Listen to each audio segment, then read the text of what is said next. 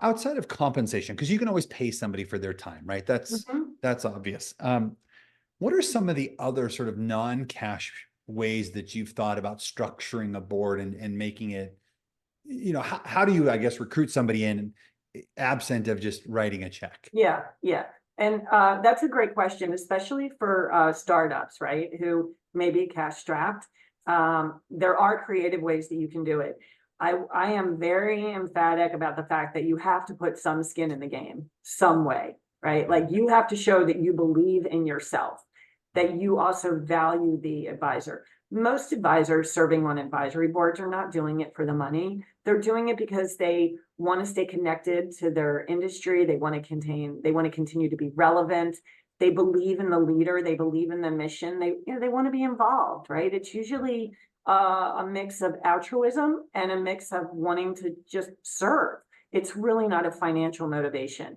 That being said, we do want to show that we value the people that are investing in us. And we also want to show that we believe in ourselves. So if it isn't going to be a check outright, even a small check, that's for the really small companies, the startups, do something.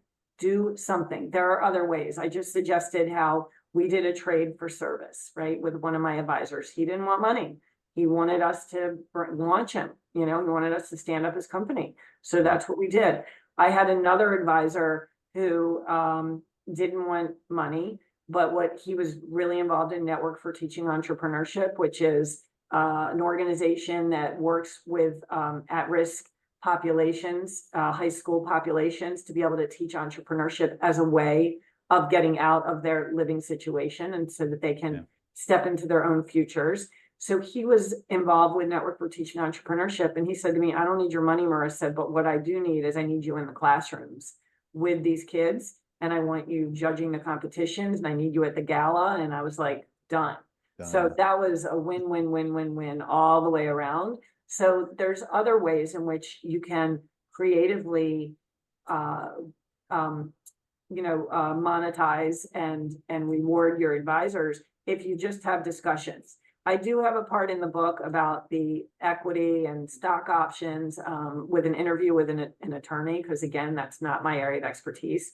But the big takeaway there is that I am very reluctant to encourage founders to give away their company. I mean, it's very easy to give away, 1%, 2%, 5% of nothing, because 5% of nothing is nothing, but you're not going to be at nothing.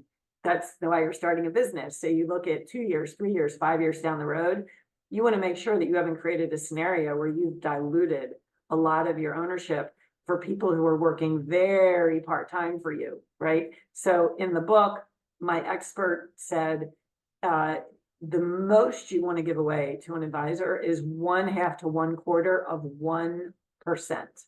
It's very small. So thinking just creatively about how you can, finance and reward something, like even if it's not large, just so that it is symbolic that you are grateful that they are believing in you. And then looking at creative ways that work for both of you, just having the dialogue and not allowing that to stop you from moving forward.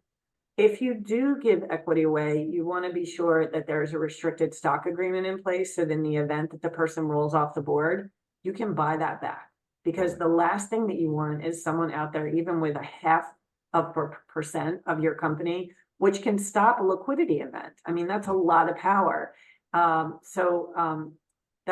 was the first thing. And then the second thing was, I'm real, I strongly believe that when you put an advisory board in place, you do a 1-year contract. That's it, 1 year. And I have a client now that we built a board a year ago, and many things changed in their marketplace, and his advisors are not suitable anymore. And so we needed to roll them off, and we were able to roll them off very easily because it was a 1-year contract. You don't need to do 2 years, 3 years, anything like that. Start with a 1-year contract so that it gives everyone maximum flexibility.